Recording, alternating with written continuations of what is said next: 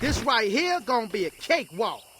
It's been a little while since I made a video about Marvel's Rivals, and a lot happened, and in this video I want to break down all of it, starting with clearing up a fake rumor, a fake leak that was going around. We were talking about all of the different type of characters that will be coming over the next year and a half, and that doesn't seem to be the case. You can see here you have Quicksilver, Professor X, Cyclops, Colossus, basically a lot of X-Men type characters. This was soon found out later that this was basically a plant. The developers put these names in the file so they can figure out who is leaking what and basically try to put an end to it. Now, were they successful in doing that? I don't know. But these names here that leaked is not real and are not going to show up. I do still think the rumors surrounding Blade and there was a couple other characters are true, but like I said here, these names that you see are not true and they will not be added to the game, at least for now. Something else you may also be aware of, Moon Knight's ult is doing double damage, as well as the character Magneto. Both of these ults have been dealing double damage for about a week, 2 weeks maybe, and I think that's unacceptable. This is something that should be fixed ASAP because it is having such a huge impact on the match. I do want to see how long they take to fix some of these things because we don't know how their development schedule is.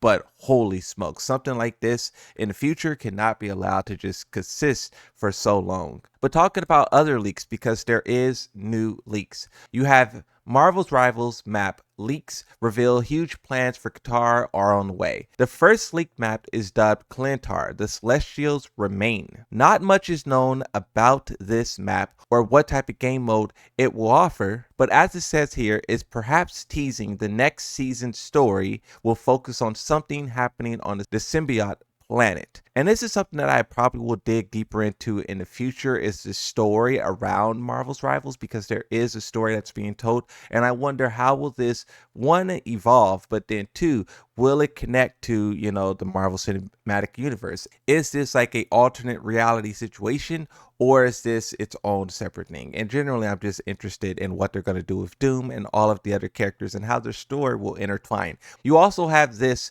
which is a unfinished look at a objective in Infinity Crisis mode. But you have these crystals here which can be spawned in, as you see Storm doing here, and we don't know the purpose of it or what this will add to the game, but you can see that the developers are on it. And we also have another update to this as well. Marvel Rivals leak uncovers upcoming PvE game mode with giant monstral boss. PvE game mode, you have a new game mode, you have new map, and you have new characters. They're doing a lot of stuff in this game all at once, and it's going to be here sooner rather than later. Players are starting to express their frustration playing against the triple support meta, calling it boring and just not fun. So I recently found out that the triple support meta is super overpowered. When you do have 3 healers on your team and your team is losing, it's just because, plain and simple, those healers are trash. But this meta is super powerful, and it kind of just speaks to something that we were talking about previously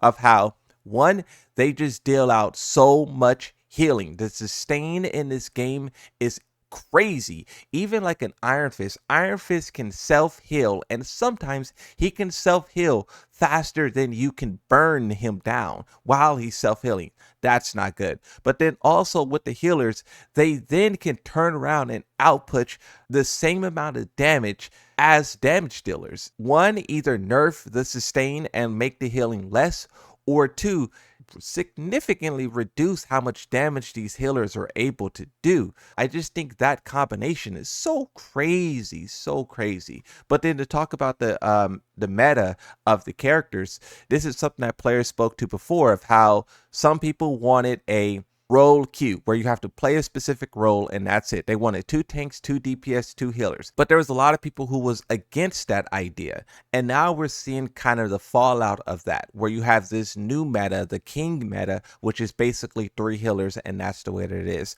Things like this, once again, when you talk about balance, I wonder if the developers will nerf this and put it into it, with the next update they do to this game. When you win too many times in a row, your account gets flagged, so you lose to keep playing. This is what Nick Merck says about the matchmaking algorithm and how it decides if you get good or bad teammates so you play longer. And this is something that I agree with as well.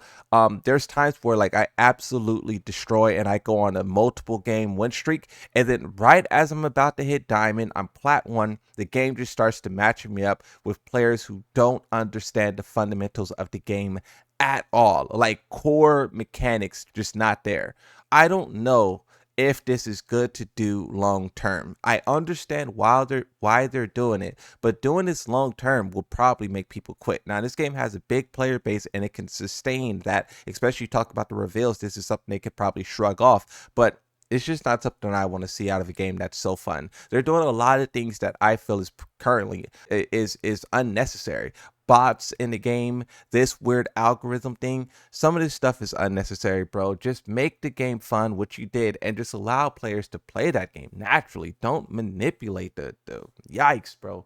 Yikes. Females Marvel Rivals players are fed up with the constant misogyny as toxic gamers hurl vulgar and disgusting sexist comments in game. So this is something that players are talking about as well. It's like voice chat being very toxic, but I do think Marvel's Rivals is doing a good job of banning players. I see all the time where players just ban for this, ban for that.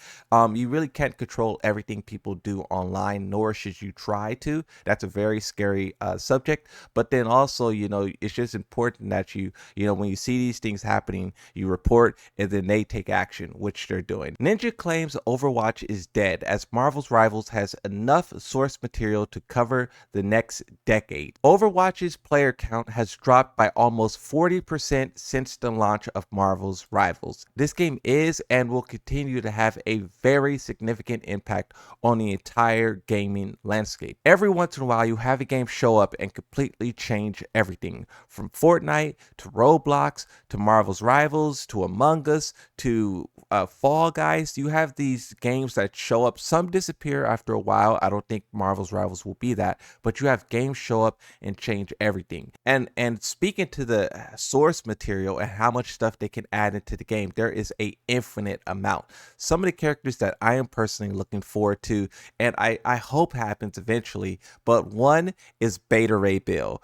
Beta Ray Bill is a legendary character and he is absolute fire. I would love to see a character like this show up in the game. But then also you could talk about a character like Ghost Rider. Ghost Rider is such an icon, and I think this game would be perfect for him. But I also would like to highlight Cosmic Ghost Rider. A lot of people aren't familiar with Cosmic Ghost Rider, but bro is ultra powerful. And once again, I would love for him to get his time on the big screen or on a video game sooner rather than later. But then you also got to talk about, of course, Daredevil. This is some of the characters that I would like to see show up in this game, but there is so many heroes out there, so many villains. That one guy is bad.